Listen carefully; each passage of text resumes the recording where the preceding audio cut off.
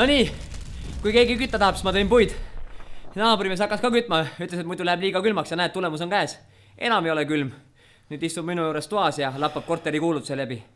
Vot, vähemalt tõin puudki välja ära.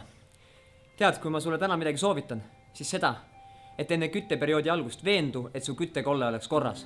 Vajadusel kutsu korstnapühkija ja kui sa oled kolimas või ehitamas endale uut küttekollet, lase seal teha korralikul pottsepal, mitte sosssepp pottsepal. Naabrimehel polnud 20 aasta korstnapühkija käinud ja tulemus on käes. Palju odavam on tellida korstnapühkija, kui osta endale uus korter. Sealt korstnast võib leida igasuguse asju, ise ka ei usuks, kui poleks oma silmaga näinud. Herilased, varesed, nahkkiired. Ükskord oli ühel mehel üks part seal sees.